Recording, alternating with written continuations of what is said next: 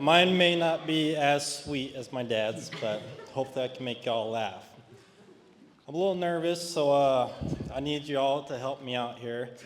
Everybody who has a drink, raise it up, please. Anytime I stumble, bumble, or flip a page, we take a drink. Can we do that? Bryson and Caden, you know what? Stand up. With your drinks, please. This is my best friends, Bryson and Caden. So anyway, we're going to do an example quick. JD's and Littleman. Take a drink. Okay, one more time. That wasn't big enough drink.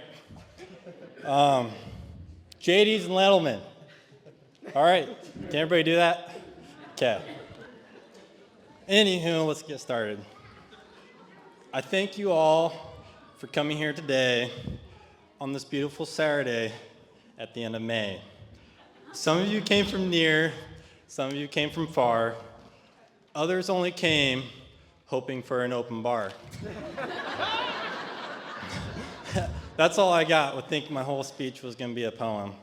So anyways, tonight we are here to celebrate Blaine and his beautiful wife and my new sister, Jordan. Being Blaine's younger brother, I feel like it's my duty to tell you a little bit all about Blaine.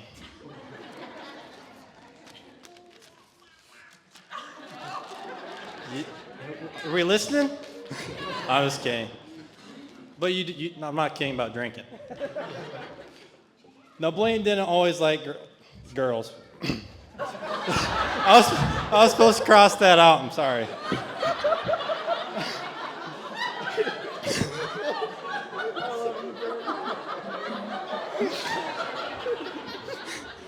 All right. You hear that loud laugh? That's my mother.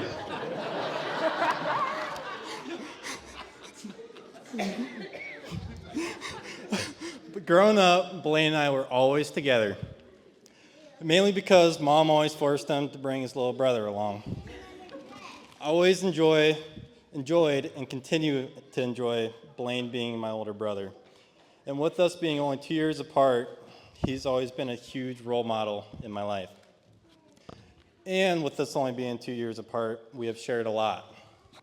We have shared a bedroom, our first phone, the timeout chair, and even birthday parties.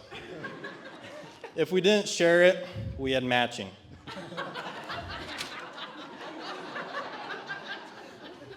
Head-to-toe matching outfits, sippy cups, Nerf guns, Hot Wheels, BB guns, tackle boxes, and the list goes on.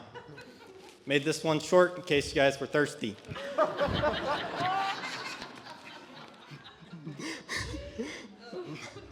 With being Blaine's younger brother, it was my sole purpose to prepare him mentally for his future wife. And boy, was I good at driving him crazy. Lost my spot.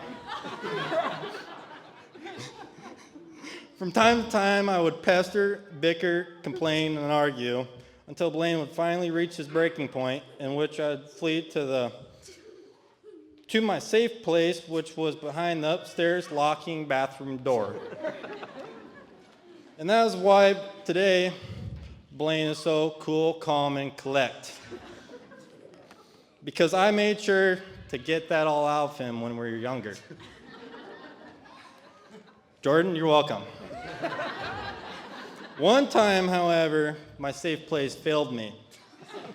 After making a homemade coyote call and blowing it for hours and maybe one too many times after I was told to quit, Blaine finally came sprinting up the stairs, so I did what I always do, and I locked... Oh, 2 drinks there, messed up. Myself in the bathroom. This time, however, the door did not stop him. Luckily, the instant fear and regret of putting a hole in the door and busting the jam did stop him. Blaine and I's quick fix for the door before Mom got home was a little glue on the jam, and we put a towel draped over it so she didn't see the holes. The towel worked surprisingly well until she was doing laundry one day and it didn't. So Blaine and I got to spend the next few days buying, painting, and hanging a new door. Another time at Grandma and Grandpa's, Blaine saw an opening to get back at me. We used to jump the ditches at my grandparents' with bikes, and we were always popping tires when we'd land. Luckily, I don't see her, but my Aunt Lori loved garage sales, and she got us a bunch of bikes. One day, Blaine was kind enough to change my tires for me, and then when we headed to the ditch, Blaine insisted I go first. And after I jumped, I thought he said something like, "No way." So I looked behind me thinking he thought my jump was pretty cool, and I wanted to see his jump because he was coming right behind me.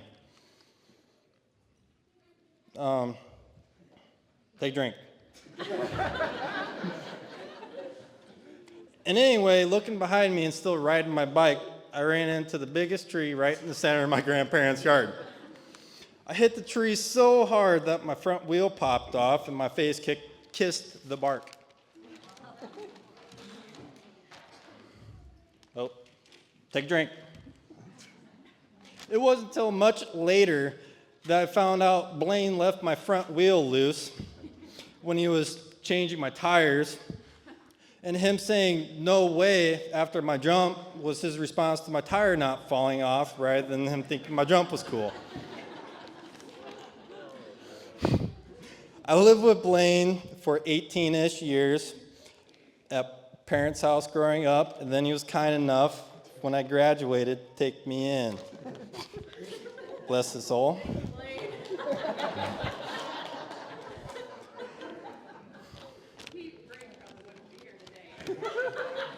If you didn't hear my mom, she said I probably wouldn't be here today if I didn't move in with Blaine.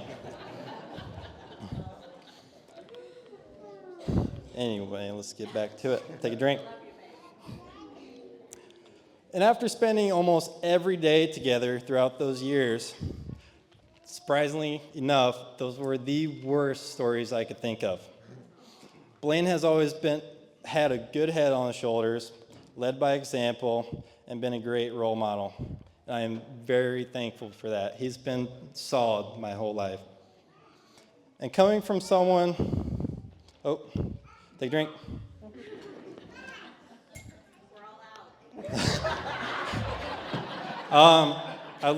I bet the event would love if y'all would go get another drink. Andrew's buying. Anyway, and coming from someone who's known Blaine literally my whole life, Jordan, I don't think you could have found a better husband. He could have said more there, but he's solid. And to end my speech, I would like to go back to my final line of my poem, which is, Jordan, I hope you enjoy the last name of Dici, and may the rest of you guys' life be just peachy.